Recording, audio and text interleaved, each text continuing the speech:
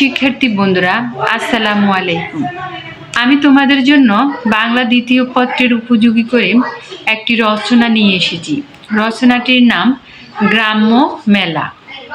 আমি তোমাদেরকে এটি পড়ে শোনাচ্ছি। প্রথমেই ভূমিকা।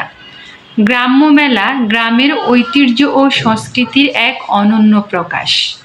গ্রামীণ জীবনের সুখ দুঃখ, আনন্দ, উৎসব ও মিলন মেলার প্রতিচ্ছবি হলো এই গ্রাম্য মেলা। সাধারণত ফসল কাটার পর বা কোনো ধর্মীয় ও সামাজিক উপলক্ষে গ্রামের খোলা মাঠে মেলা বসে। এই মেলাকে কেন্দ্র করে গ্রামে উৎসবমুখর পরিবেশ সৃষ্টি হয়। মেলার সময় ও স্থান। গ্রাম্য মেলা সাধারণত শীতকালে নবান্ন উৎসবের সময় বা কোনো পীর আউলিয়ার ওরস উপলক্ষে বসে। গ্রামের খোলা মাঠ, নদীর তীর বা বড় কোনো প্রাঙ্গণে মেলার আয়োজন করা হয়। মেলার দৃশ্য। মেলার দিন সকাল থেকেই গ্রামের পথে পথে মানুষের ভিড় দেখা যায়। দূর দূরান্ত থেকে মানুষ মেলা দেখতে আসে। রঙিন কাপড়, বেলুন ও আলোর সাজে পুরো মেলা প্রাঙ্গণ ঝলমল করে ওঠে। বিনোদন ও সংস্কৃতি। গ্রাম্য মেলায় যাত্রাপালা, পুতুল নাচ, লোকগান ও বাউল সঙ্গীতের আয়োজন থাকে।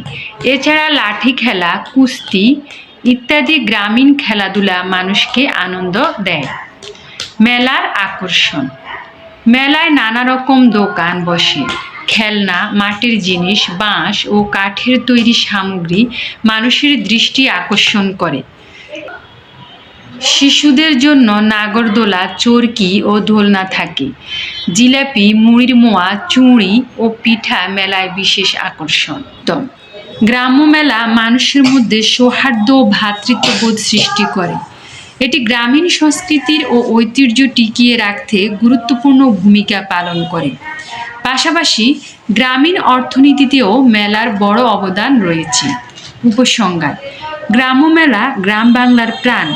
এটি শুধু আনন্দের উৎস নয়, বরং আমাদের ঐতিহ্য সংস্কৃতির ধারক ও বাহক। তাই গ্রাম্য মেলা আমাদের জীবনে বিশেষ গুরুত্ব বহন করে।